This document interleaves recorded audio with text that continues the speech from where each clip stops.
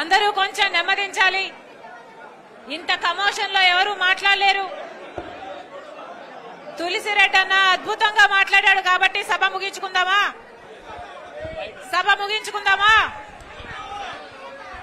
తులసిరెడ్డి అన్న అద్భుతంగా మాట్లాడాడు. సభ ముగించుకోవడానికి నాకు ఏ అభ్యంతరం లేదు. మీ అందరూ నిశ్శబ్దంగా ఉండకపోతే నా వల్ల ప్రసంగించడం చేత కాదు. తులసిరెడ్డి అంత వక్తను కాదు. మీ అందరూ నిశ్శబ్దంగా ఉండగలిగితే నేను మాట్లాడతా. దయచేసి అందరూ ఓపికగా ఉండాలి, నిశ్శబ్దంగా ఉండాలి. ఎదుగూరి సందింటి రాజశేఖర రెడ్డి గారు, మీ ఎదుగూరి సందింటి రాజశేఖర రెడ్డి గారు ఈ కడప జిల్లా బిడ్డ, పులివెందుల పులి, తెల్లని పంచకట్టు, ముఖం నిండా చిరునవ్వు. ఈ రోజుటి వరకు కూడా కోట్ల మంది తెలుగు ప్రజల గుండెల్లో ఆ ప్రతిబింబం అలాగే నిలిచిపోయింది. డాక్టర్ వైఎస్ రాజశేఖర రెడ్డి గారు అంటే ఆయన పరిపాలనతో, ఆయన పథకాలతో ముఖ్యమంత్రి అంటే ఇలా ఉండాలి, ముఖ్యమంత్రి అంటే ఇలా పని చేయాలి అని ఒక మాదిరిగా నిలిచి చూపించిపోయాడు రాజశేఖర రెడ్డి గారు. రాజశేఖర రెడ్డి గారి పథకాలను పొందని వాడు లేడు. పార్టీలకు అతీతంగా రాజశేఖర రెడ్డి గారి పథకాలు ప్రతి ఒక్కరూ పొందారు. అది రాజశేఖర రెడ్డి గారి మార్క్ రాజకీయం. రుణమాఫీ రాజశేఖర రెడ్డి గారి మార్క్. 50 లక్షల మంది బిడ్డలకు ఫీజు రీయింబర్స్మెంట్ రాజశేఖర రెడ్డి గారి మార్క్, వైఎస్ఆర్ మార్క్. మీరు ఏది కావాలంటే అది చదువుకోండి. మీరు డాక్టర్ అవుతారా, మీరు ఇంజనీర్ అవుతారా, మీరు ఎంబీఏ చేస్తారా, మీరు ఎంసీఏ చేస్తారా, మీరు ఏది కావాలంటే అది చదువుకోండి, ప్రభుత్వమే ఉచితంగా చదివిస్తుంది అన్న భరోసా కల్పించిన నాయకుడు రాజశేఖర రెడ్డి గారు. 50 లక్షల మంది విద్యార్థులకు ఫీజు రీయింబర్స్మెంట్ ఇవ్వడం వైఎస్ఆర్ మార్క్. రైతులకు రుణమాఫీ వైఎస్ఆర్ మార్క్. 46 లక్షల పేదలకు పక్కా ఇల్లు కట్టడం వైఎస్ఆర్ మార్క్. రైతును రాజు చేయడం, వ్యవసాయాన్ని పండుగ చేయడం, క్రాప్ ఇన్సూరెన్స్ తో సహా అన్ని అద్భుతంగా ఇవ్వడం వైఎస్ఆర్ మార్క్. కోయి కోయి కోయి కోయి 108 వైఎస్ఆర్ మార్క్. మాట తప్పడం, మడమ తిప్పడం రాజశేఖర రెడ్డి గారికి చేత కాదు. ఇది వైఎస్ఆర్ మార్క్. తనకు మేలు చేస్తే ఆ మేలను జీవితాంతం గుర్తు పెట్టుకోవడం వైఎస్ఆర్ మార్క్. నా అనుకున్న వాళ్ళ కోసం ప్రాణం సైతం ఇవ్వడం వైఎస్ఆర్ మార్క్. ఒకసారి నా అనుకున్న తర్వాత జీవితంలో వాళ్ళను కోల్పోకుండా తన మనసులో పదిలంగా ఉంచుకోవడం వైఎస్ఆర్ మార్క్. ఇది వైఎస్ఆర్ మార్క్. రాజశేఖర రెడ్డి గారు ఎంత అద్భుతంగా పరిపాలన చేశారు. ప్రతి వర్గాన్ని, ప్రతి కులాన్ని, కులాలకు అతీతంగా, మతాలకు అతీతంగా, పార్టీలకు అతీతంగా, ప్రాంతాలకు అతీతంగా అందరు ప్రజలను సమానంగా ప్రేమించడం వైఎస్ఆర్ మార్క్. ప్రజలకు అందుబాటులో ఉండడం, ప్రజా దర్బారు వల్ల ప్రజలకు నిత్యము అనుక్షణం అందుబాటులో ఉండడం వైఎస్ఆర్ మార్క్. ఇప్పుడున్న నాయకులు పెద్ద పెద్ద కోటలు కట్టుకున్నారు. కానీ ఆలోచన చేయండి, రాజశేఖర రెడ్డి గారు ముఖ్యమంత్రిగా ఉంటే ఏ ముఖ్యమంత్రి చేయని ఆలోచన, నేను రచ్చబండకు వెళ్ళాలి, ప్రజల దగ్గరికి వెళ్ళాలి, ప్రజలకు అన్ని పథకాలు అందుతున్నాయో లేదా చూడాలి, అసలు ఇంకా ఇల్లు లేని వారు, పెన్షన్ లేని వారు ఎవరైనా ఉన్నారా అంటే ఒక్క చెయ్యి కూడా లేయకూడదు అని రాజశేఖర రెడ్డి గారు ప్రజా మనిషిగా, ప్రజల నాయకుడిగా, ప్రజల కోసమే బతకడం కాకుండా ప్రజల కోసమే ప్రాణం పెట్టడం రాజశేఖర రెడ్డి వైఎస్ఆర్ మార్క్. ఇది రాజశేఖర రెడ్డి గారి రాజకీయ ప్రస్థానం. ఇది రాజశేఖర రెడ్డి గారి తెలుగు ప్రజల గుండెలతో ప్రస్థానం, తెలుగు ప్రజల తోతన ప్రస్థానం. ఇలా పరిపాలన చేశాడు రాజశేఖర రెడ్డి గారు. ఈ కడప జిల్లా రాజశేఖర రెడ్డి గారు ఎంతో చేశారు. నా ప్రజలు, నాకు ఓట్లేసిన ప్రజలు, నన్ను గెలిపించిన ప్రజలు, నన్ను మోసిన ప్రజలు అని రాజశేఖర రెడ్డి గారు కడప జిల్లాకు ఎంతగానో అమితంగా ప్రేమించాడు రాజశేఖర రెడ్డి గారు. అసలు రాజశేఖర రెడ్డి గారు ఉన్నప్పుడు ఎంత చేయాలనుకున్నాడు, ఎంతో చేశాడు రాజశేఖర రెడ్డి గారు. కానీ బ్రతికుంటే ఇంకా ఎంతో చేసేవాడు రాజశేఖర రెడ్డి గారు. రాజశేఖర రెడ్డి గారు బ్రతికుంటే కడప జిల్లా కడప స్టీల్స్ ఫ్యాక్టరీ వచ్చేది రాజశేఖర రెడ్డి గారు బ్రతుకుంటే. రాజశేఖర రెడ్డి గారి హయాంలోనే 20,000 కోట్ల రూపాయలతో రాజశేఖర రెడ్డి గారు దానికి ప్రారంభోత్సవం కూడా చేశారు. కానీ ఆ తర్వాత వచ్చిన ప్రభుత్వాలు దాన్ని పట్టించుకోలేదు. 25,000 మంది బిడ్డలకు ఉద్యోగాలు వచ్చేవి. దాదాపు 1,00,000 మందికి పరోక్షంగా ఉద్యోగాలు ఇచ్చే ప్రాజెక్ట్ ఇప్పుడుందా? కడప స్టీల్ ఫ్యాక్టరీ అసలు ఒక కలలాగా మిగిలిపోయింది. విభజన హామీ అయినప్పటికీ చంద్రబాబు గారు ముఖ్యమంత్రిగా 5 సంవత్సరాలు ఉన్నారు. కానీ 5 సంవత్సరాలలో ఆయన పర్సూ చేయలేదు. ఇప్పుడు జగనన్న గారు ముఖ్యమంత్రిగా ఉన్నారు, ఈయన గాలికి వదిలేశారు. చంద్రబాబు గారు మళ్ళీ శంకుస్థాపన చేశాడు 18,000 కోట్లతో అని. మళ్ళీ జగనన్న గారు ముఖ్యమంత్రి అయ్యారు. ప్రతిపక్ష నాయకుడుగా ఉన్నప్పుడు జగనన్న గారు దీక్షలు చేశారు, ఎందుకు రావట్లేదని ప్రశ్నించారు. తీరా జగనన్న గారు ముఖ్యమంత్రి అయ్యాక ఇప్పుడైనా కడప స్టీల్ ఫ్యాక్టరీ వచ్చిందా అంటే అది కూడా రాలేదు. శంకుస్థాపనలకు మాత్రమే పరిమితమయ్యారు. ఒకదాని తర్వాత ఒకదానికి ఎన్నిసార్లు శంకుస్థాపనలు చేస్తారు? పోనీ ప్రాజెక్ట్ వచ్చిందా? బీజేపీతో మీ దోస్తీ కనీసం దీనికైనా పనికొచ్చిందా? బీజేపీతో చట్టాపట్టాలు వేసుకుని తిరుగుతున్నారు కదా, అటు చంద్రబాబు గారైనా ఇటు వైసీపీ జగనన్న గారైనా. మరి కనీసం ఈ కడప జిల్లాకు కనీసం ఇదైనా తెచ్చుకోగలిగారా అంటే ఇది కూడా తెచ్చుకోవడం చేత కాలేదు. అంటే ఇక మరి కడప ప్రజల పట్ల మీకు ప్రేమ ఉంది అని మీరు ఎలా నిరూపించుకున్న వారైతారు అని ప్రశ్నిస్తున్నాం. రాజశేఖర రెడ్డి గారు ముఖ్యమంత్రిగా ఉన్న రోజుల్లోనే కడప నుంచి బెంగళూరు వరకు రైల్వే లైన్ పడాలని రాజశేఖర రెడ్డి గారి కల. ఈ రాజశేఖర రెడ్డి గారి కలను నెరవేర్చడమైనా పోనీ ఈ ప్రభుత్వానికి చేతనైందా అంటే అది కూడా చేతగాలేదు. రాజశేఖర రెడ్డి గారు ఉన్నప్పుడే దీనికి పర్మిషన్లు తెచ్చి కేంద్ర ప్రభుత్వంలో మాట్లాడి ఈ ప్రాజెక్టు శాంక్షన్ చేపించి మొదలు పెట్టించి రాజశేఖర రెడ్డి గారు ఉన్నప్పుడు 25 కిలోమీటర్ల రైల్వే లైన్ కూడా పడింది. కానీ ఆ తర్వాత మళ్ళీ 1 కిలోమీటర్ పడితే ఒట్టు. ఆ తర్వాత విభజన హామీ అన్నారు, నెరవేరుస్తాము అన్నారు. ఆ తర్వాత బీజేపీ పార్టీ అధికారంలోకి వచ్చింది. బీజేపీ పార్టీ చేసిందా అంటే బీజేపీ పార్టీ చేయలేదు. చంద్రబాబు గారు బీజేపీతో దోస్తీ పెట్టుకున్నాడు, పోనీ ఆయన చేశాడా అంటే ఆయన చేయలేదు. ఆఖరికి జగనన్న గారు చేస్తాడా అనుకుంటే అసలు మాకు ఈ ప్రాజెక్టే అవసరం లేదు, బెంగళూరు టు కడప అసలు రైల్వే లైనే అవసరం లేదు అని ఈయన లేఖ రాసి ఒక చిన్న రైల్వే లైన్ అడిగాడు. అంటే మరి ఇక్కడ ఈ వ్యవసాయమైనా ఈ కార్గోకైనా మార్కెటింగ్ కైనా ఎంత పనికొచ్చేది ఆ రైల్వే లైన్? అంటే ఒక పెద్ద ప్రాజెక్టును ఇచ్చేసి ఒక చిన్న ప్రాజెక్టును కావాలని అడిగితే ఆ చిన్న ప్రాజెక్టు కూడా అసలు ఇంతవరకు శాంక్షన్ కాలేదు, ఇంతవరకు జరిపించుకుంది లేదు. ఇది ఎలా ఉంది అంటే మట్టి బిందెను తీసుకొని బంగారు బిందెనిచ్చినట్టుంది. ఇది కాదా చేసింది జగనన్న గారు బీజేపీతో దోస్తీ పెట్టుకున్నారు. బీజేపీతో మీకున్న దోస్తీని, మీకున్న పలుకుబడిని ఉపయోగించి మరి రైల్వే లైన్ ఎందుకు రాలేదో కడప ప్రజలకు జగనన్న గారు సమాధానం చెప్పాల్సిన అవసరం ఉంది.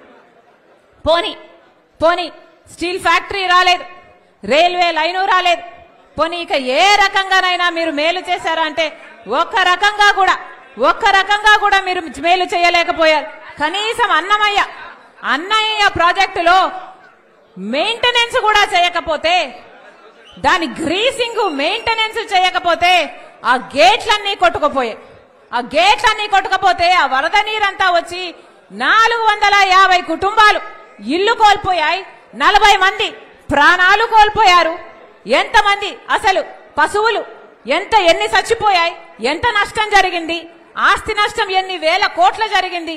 పోనీ అదైనా ఆదుకున్నారా అంటే సర్కారు చేసిన తప్పుకు పాపం ప్రజలు బలైపోతే ఈ రోజుటి వరకు వాళ్ళ ఇల్లు లేకుండానే బతుకుతున్నారు తప్ప పోనీ వాళ్ళని ఆదుకున్న పాపాన కూడా పోలే. మరి జగనన్నకు కడప జిల్లా పట్ల ప్రేమ ఉంది అని ఎలా నమ్మడు, ఎలా విశ్వసించడం, ఎలా నిరూపించుకుంటారు? మీరు బీజేపీతో మీరు దోస్తీ పెట్టుకున్నారు, బీజేపీకి మీరు చట్టా పట్టాలు వేసుకుని తిరుగుతున్నారు, బీజేపీకి మీరు బానిసలై ప్రతి దాంట్లోనూ వాళ్లకు సపోర్ట్ చేస్తున్నారు, వాళ్లకు మద్దతు ఇస్తున్నారు. ఇదేనా రాజశేఖర రెడ్డి గారు చేసిండే పని? ఒకవేళ రాజశేఖర రెడ్డి గారే బ్రతికుంటే బీజేపీకి మద్దతు ఇచ్చునా? రాజశేఖర రెడ్డి గారే బ్రతికుంటే బీజేపీ వల్ల ఏదైనా సాధ్యం అయి ఉండేది అని రాజశేఖర రెడ్డి గారి నమ్మేవారా? రాజశేఖర రెడ్డి గారు మద్దతు ఇచ్చేవారు. మరి రాజశేఖర రెడ్డి గారి ఆశయాలను నిలబెట్టిన వాళ్ళు ఎలా అవుతారు మీరు అని అడుగుతున్నాం. రాజశేఖర రెడ్డి గారు బీజేపీ పార్టీని ఎన్నిసార్లు వ్యతిరేకించలేదు, ఎందుకంటే అది ఒక మతతత్వ పార్టీ కాబట్టి. రాజశేఖర రెడ్డి గారి మార్కు ముస్లిం రిస్క్ 4% రిజర్వేషన్ ఇవ్వడం. అదే బీజేపీ పార్టీ ఏం చేసింది? గోద్రాలో ముస్లింలను నరికి చంపేసింది, మణిపూర్ లో క్రైస్తవులను నరికి చంపేసింది. అందుకే కదా రాజశేఖర రెడ్డి గారు బీజేపీకి ఎప్పుడూ వ్యతిరేకించారు. మరి అలాంటి బీజేపీ పార్టీకి జగనన్న గారు ఇంత బేషరతుగా మద్దతు ఇస్తున్నారు అంటే మీరు రాజశేఖర రెడ్డి గారి ఆశయాలను నిలబెట్టిన వాళ్ళు ఎలా అవుతారు అని కడప ప్రజలకు సమాధానం చెప్పాలి జగనన్న గారు. అసలు ఈ రోజు ఒక్క విషయంలోనైనా మనకు బీజేపీ మనకు సహాయం చేస్తున్నా, మన రాష్ట్రానికి ఒక మేలు చేస్తున్నా, మీకు మద్దతు ఇచ్చినా ఒక అర్థం ఉండే. కానీ బీజేపీ పార్టీ మనకు ప్రత్యేక హోదా ఇవ్వలేదు, అయినా జగనన్న గారు టీడీపీ మద్దతు ఇస్తున్నాయి. బీజేపీ పార్టీ మనకు పోలవరం ప్రాజెక్టు కట్టలేదు, అయినా అటు జగనన్న గారు టీడీపీ మద్దతు ఇస్తున్నాయి. బీజేపీ పార్టీ మనకు రాజధాని విషయంలో సహాయం చేయలేదు, అయినా జగనన్న గారు చంద్రబాబు గారు బీజేపీ పార్టీకి మద్దతు ఇస్తున్నారు. బీజేపీ పార్టీ మన కడప స్టీల్ అయితేనేమి, మనకు రైల్వేలు అయితేనేమి, మన బిడ్డలకు ఉద్యోగాలు అయితేనేమి, మన రైతులకు ఒక ఆసరా అయితేనేమి, ఏ ఒక్కటి కల్పించకపోయినా ఇటు జగనన్న గారు అటు తెలుగుదేశం చంద్రబాబు గారు మొత్తం బీజేపీ పార్టీకే బానిసలైనప్పుడు ఇక మీ పార్టీలు ఎందుకున్నట్టు ఇక్కడ అని అడుగుతున్నాం. మన రాష్ట్రంలో కనీసం ఒక్క ఎమ్మెల్యేని గెలవలేదు బీజేపీ పార్టీ, మన రాష్ట్రంలో ఒక్క ఎంపీని కూడా గెలవలేదు బీజేపీ పార్టీ. ఒక ఎంపీని గెలవకుండా, ఒక ఎమ్మెల్యేని గెలవకుండానే బీజేపీ పార్టీ వశమైపోయింది ఆంధ్రప్రదేశ్, బీజేపీ పార్టీ కైవశమైపోయింది ఆంధ్రప్రదేశ్. ఎందుకంటే ఇటు పాలకపక్షం జగనన్న గారు, అటు ప్రతిపక్షం టీడీపీ చంద్రబాబు గారు మొత్తం ఇద్దరు బీజేపీకి బానిసలయ్యారు. ఆంధ్ర రాష్ట్ర ప్రజలను బానిసలుగా చేయాలని చూస్తున్నారు. ఇక మొత్తం అన్నిటికీ ప్రతి దానికి మీరు బీజేపీకి మద్దతు ఇస్తుంటే బీజేపీ మనకు రాష్ట్రానికి ఒక్క మేలు చేయకపోయినా మీరు కనీసం నిలదీసే దమ్ము ధైర్యము మీకు లేకపోతే మరి మిమ్మల్ని ప్రజలు ఎందుకు నమ్మాలి, మీకు ఎందుకు ఓటేయాలి? కాంగ్రెస్ పార్టీ నాయకులు, కార్యకర్తలు ఈ మాటను ప్రజల్లోకి తీసుకువెళ్లాలి. కాంగ్రెస్ పార్టీ నాయకులు ప్రతి చోట చెప్పాలి, బీజేపీ పార్టీ అంటే ఎవరో కాదు, ఏదో కాదు. మన రాష్ట్రంలో ఒక ఎమ్మెల్యేని, ఒక ఎంపీని కూడా గెలుచుకోలేదు బీజేపీ పార్టీ. మన రాష్ట్రంలో బీజేపీకి ఉనికే లేదు అనుకుంటున్నారేమో, రాష్ట్రం అంతా ఉంది. ఎలా ఉందంటే బీజేపీ పార్టీ అంటే మన రాష్ట్రంలో ఇంకేదో కాదు, ఇంకెవరో కాదు. బీజేపీ అంటే బాబు, జగన్, పవన్. బి అంటే బాబు, జే అంటే జగన్, పి అంటే పవన్. దేశమంతా బీజేపీకి వేరే అర్థం ఉండొచ్చు కానీ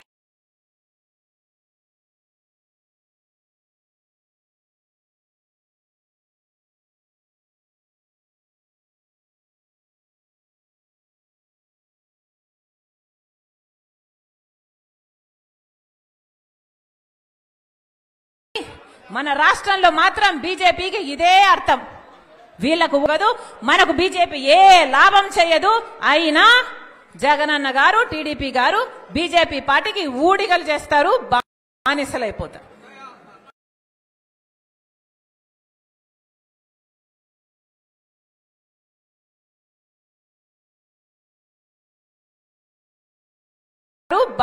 బానిసలైపోతారు. ఇదే జరుగుతుంది.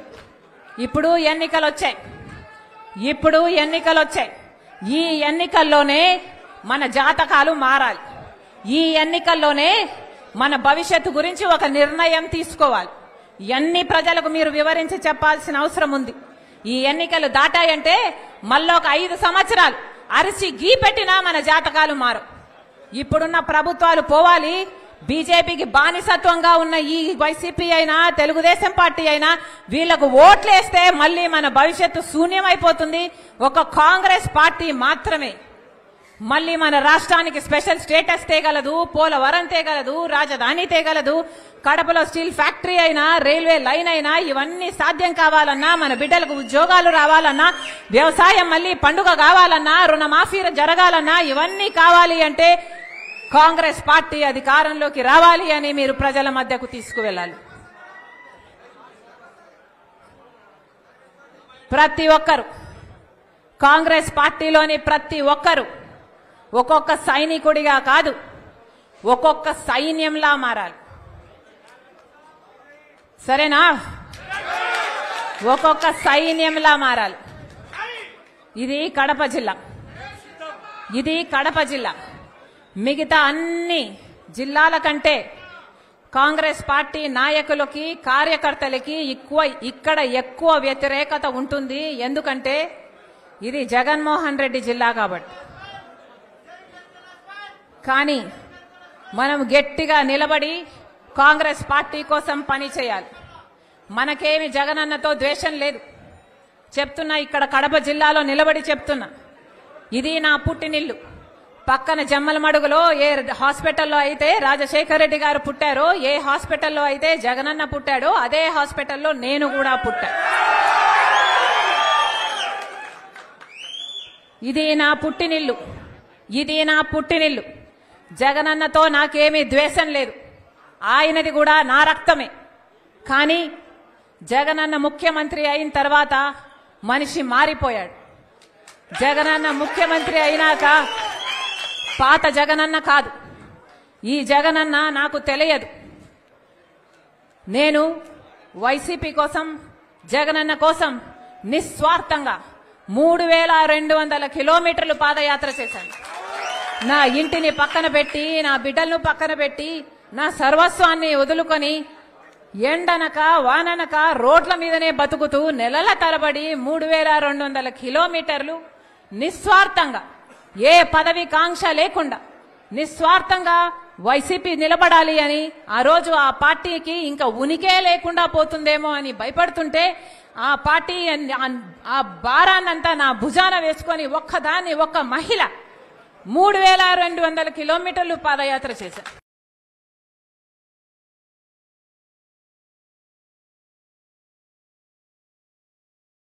క్యాంపెయిన్ రన్ చేయమంటే చేశాం. ఎక్కడ ఏ అవసరం ఉన్నా, ఏ పదవిని కాంక్షించకుండా, నాకిది కావాలి, నాకిది చెయ్యి అని అడగకుండా ఒక సామాన్య కార్యకర్తకైనా పర్వాలేదులే అనుకొని ఆ రోజు అంత త్యాగం చేస్తే ఈ రోజు అదే వైసీపీ పార్టీకి అవేవి గుర్తులేదు. ఈ రోజు వైసీపీ పార్టీకి, వాళ్ళ క్యాడర్కు, వాళ్ళ సోషల్ మీడియాకి అసలు నేను ఒక మహిళనని, వైసీపీ పార్టీ కోసం ఎన్ని త్యాగాలు చేశానని, రాజశేఖర రెడ్డి బిడ్డనని గాని, వాళ్ళకింత మేలు చేసిందానని గాని ఈరోజు ఒక్కటి కూడా గుర్తు పెట్టుకోలే. ఈరోజు మూకుమ్మడిగా నా మీద దాడులు చేస్తున్నారు. సిగ్గు ఎగ్గు లేకుండా, ఉచ్చం నీచం లేకుండా వ్యక్తిగతంగా నన్ను టార్గెట్ చేస్తున్నారు. ఎన్ని రకాలుగా రోజుకొక స్టోరీ చెప్తారు, రోజుకొకరిని ముందుకు తీసుకొస్తాడు, రోజుకొక జోకర్ ముందుకొస్తాడు, ఒక కొత్త మాట చెప్తాడు. నిన్నైతే ఒకడు ఏకంగా ప్రణబ్ ముఖర్జీ పేరునే తీసుకున్నాడు. ప్రణబ్ ముఖర్జీ ఆయనకు చెప్పాడట, నా భర్త అనిలు సోనియా గాంధీ దగ్గరికి వెళ్ళాడట, ఆయనకు పదవీకాంక్ష అప్పటి నుంచే ఉందట, పదవీకాంక్ష ఉంది కాబట్టి అక్కడ సోనియా గాంధీతో నా భర్త చెప్పాడట, షర్మిలమ్మను ముఖ్యమంత్రిని చేయండి, మేము కాంగ్రెస్ పార్టీని బలోపేతం చేస్తాము, జగన్ జైల్లో పెట్టండి అని నా భర్త ఆయనకు చెప్పాడట. ఏమైనా అర్థం ఉందా అని అడుగుతున్నాం. ఇప్పుడు ప్రణబ్ ముఖర్జీ గారు లేరు చెప్పటానికి. అలాంటి పెద్ద మనిషి పేరును కూడా మీరు వదిలిపెట్టడం లేదు అంటే అసలు మీ కుట్రలకు, మీ కుతంత్రాలకు ఏదైనా హదుపు ఏదైనా ఉందా? నా భర్తకు పదవీకాంక్ష ఉందా? మాకు పదవీకాంక్ష ఉంటే మా నాన్న అప్పుడు 5 సంవత్సరాలు ముఖ్యమంత్రి. మేము ఒక్క పదవైనా తీసుకోకపోయే వాళ్ళమా? మాకు పదవీకాంక్ష ఉంటే ఒక్క పదవైనా తీసుకున్నామా మేము? మా నాన్న ముఖ్యమంత్రిగా ఉన్నప్పుడు ఒక్క పదవి తీసుకోలేదు కదా. మరి మాకు పదవీకాంక్ష ఉంది అని నేను వైసీపీ కోసం అంత త్యాగాలు చేసి అంత నడుస్తే పోనీ అప్పుడైనా నేను ఏదైనా పదవి అడిగానా? పోనీ అప్పుడైనా నేను పదవులు అడుగుంటే నాకు పదవీకాంక్ష ఉంది అని మీరు అనొచ్చు. మేము పదవీకాంక్షలు ఉన్నోళ్ళమే అయితే అసలు మీకోసం మేము పాదయాత్ర చేయడం ఏంటి? నా కోసం నేను పాదయాత్ర చేసుకుంటే అర్థం ఉంది, కానీ మీకోసం నేను పాదయాత్ర చేసుకుంటే నాకెలా పదవులు వస్తాయి? అసలు ఇంగితం ఉండే మాట్లాడుతున్నారా? నా భర్త అంట సోనియా గాంధీ దగ్గరికి వెళ్ళాడట. నా భర్త వెళ్ళింది సోనియా గాంధీ గారి దగ్గరికి భారతిరెడ్డి గారితో పాటి మా వదినమ్మతో కలిసిపోయాడు. పోని నా భర్త షర్మిలమ్మను ముఖ్యమంత్రి చేయండి అని అడిగాడు అని అంటున్నారే, అది భారతిరెడ్డి గారి ముందు అడిగాడా వెనకాల అడిగాడా? పోనీ దీనికి భారతిరెడ్డి గారు ఏమైనా సాక్ష్యం చెప్తారా? ఏమైనా అర్థం ఉండి మాట్లాడుతున్నారా? పోనీ ప్రణబ్ ముఖర్జీ గారు చెప్పారంటున్నారే, ఆయన ఆన్ రికార్డ్ గా ఎక్కడైనా ఈ మాట మాట్లాడా? ఎక్కడా మాట్లాడలేదు. ఆయన ఇప్పుడు చనిపోయాడు, బదులు చెప్పడానికి లేడు కనుక ఆయన పేరు తీసుకుంటున్నారు. పోనీ ఆయన కొడుకు బతికే ఉన్నాడు, ఆయన కొడుకున్నాడు. పోనీ ఆయన కొడుకు చేత అయినా చెప్పించండి మీరు, మీకు దమ్ముంటే, మీది నిజమైతే. చెప్తున్న ఒక్క మాట మీరు రుజువు చేసుకోలేరు. ఇష్టం వచ్చినట్లు జోకర్ల చేత, ఎవడి చేత వీలైతే వాడి చేత ఏది కావాలంటే అది మాట్లాడిస్తున్నారే. ఉచ్చం నీచం అవసరం లేదా? ఆడపిల్ల అన్న ఇంగితం కూడా లేదా? వ్యక్తిగతంగా టార్గెట్ చేస్తారా? ఇంకా సాక్షి అట ఇప్పుడు తెలంగాణలో నాతో కలిసి పనిచేసిన వాళ్లకు ఫోన్లు చేసి షర్మిలమ్మకు వ్యతిరేకంగా మీరు మాట్లాడితే మేము మీకు కవరేజ్ ఇస్తామని ఫోన్లు చేస్తున్నారు, వాళ్ళకు కవరేజ్ ఇస్తున్నారు. అక్కడ తెలంగాణ పార్టీలో నాతో కలిసి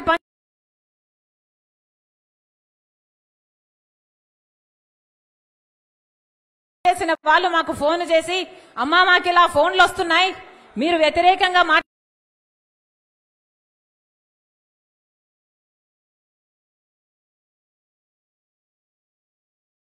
మాకు చెప్తున్నారు. ఇంతగా దిగజారాలా రాజకీయాలు? ఇంతగా దిగరాల్సిన అవసరం ఉందా మీరు?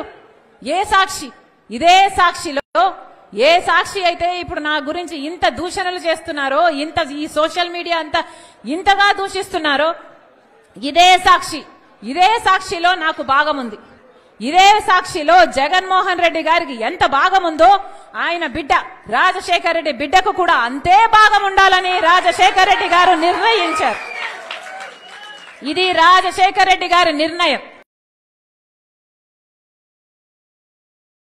ఏ సాక్షిలో అయితే నాకు సమాన భాగం ఉందో అదే సాక్షిని వాడుకొని ఈ రోజు నా మీద వ్యతిరేకంగా మీరు ఇంత దూషిస్తారా?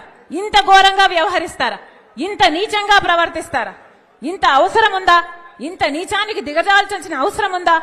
ఈరోజు వ్యక్తిగతంగా మాట్లాడాల్సిన అవసరం ఏముంది అని అడుగుతున్నా. నేను ఇష్యూల మీద మాట్లాడుతున్నా. మీరు స్పెషల్ స్టేటస్ కోసం ఎందుకు కొట్లాడలేదు అని నేను నిలదీస్తున్నా. మీరు పోలవరం కోసం ఎందుకు కొట్లాడలేదు, ఎందుకు తేలేదు అని నేను అడుగుతున్నా. బీజేపీతో మీకు దోస్తీ ఉంది, మీరు బానిసలుగా ఉన్నారు. మనకు రాజధాని ఏమైంది, మన బిడ్డలకు ఉద్యోగాలు ఏమైనాయి, కనీసం క్రాప్ ఇన్సూరెన్స్ కూడా ఎందుకు లేదు అని నేను ప్రశ్నిస్తుంటే ఒక్కసారైనా ఒక ఇష్యూ మీద మీరు సమాధానం చెప్పకుండా రోజుకొక జోకర్ చెప్పిస్తారు. అది మళ్ళీ సోషల్ మీడియాలో మొత్తం పబ్లిసిటీ ఇచ్చుకుంటారు. బుద్ధి, ఇంగితం, జ్ఞానం ఏదైనా ఉందా? ఇంత నీచానికి దిగజారాలా? విలువలు, విశ్వసనీయతలు అని పెద్ద పెద్ద మాటలు చెప్పారు కదా, మరి మీకు లేవా విలువలు, విశ్వసనీయతలు? ఆలోచన చేయాలి. తెలుగు ప్రజలు పిచ్చోళ్లు కాదు, అన్ని గమనిస్తున్నారు, అన్ని చూస్తున్నారు. నేను రాజశేఖర్ రెడ్డి బిడ్డను. పులి కడుపున పులే పుడుతుంది. రాజశేఖర్ రెడ్డి రక్తం నాలో ప్రవహిస్తుంది. నేను రాజశేఖర్ రెడ్డి బిడ్డ వైఎస్ షర్మిలా రెడ్డి. నా పేరు ఇదే, నా ఉనికి ఇదే. ఎవరు కాదన్నా, ఎవరు అవునన్నా, ఎవరు గీ పెట్టినా నేను వైఎస్ షర్మిలా రెడ్డి. ఆంధ్ర రాష్ట్ర ప్రజలకు మేలు చేయడానికే ఇక్కడికి వచ్చాం. నా గుండెలో నిజాయితీ ఉంది. ఆంధ్ర రాష్ట్ర ప్రజలకు వాళ్ళ హక్కులు కల్పించాలని రాజశేఖర్ రెడ్డి బిడ్డ ఈ రోజు తన పుట్టినింటిలో ఆంధ్ర రాష్ట్రంలో అడుగుపెట్టింది. నిలబడుతుంది, కొట్లాడుతుంది. ప్రత్యేక హోదా వచ్చేంత వరకు రాజశేఖర్ రెడ్డి బిడ్డ ఇక్కడ నుంచి కదలదు. పోలవరం వచ్చేంత వరకు రాజశేఖర్ రెడ్డి బిడ్డ ఇక్కడ నుంచి కదలదు. మన రాష్ట్రానికి, మన బిడ్డలకు ఉద్యోగాలు రావాలి, మన రాష్ట్రం అభివృద్ధి చెందాలి,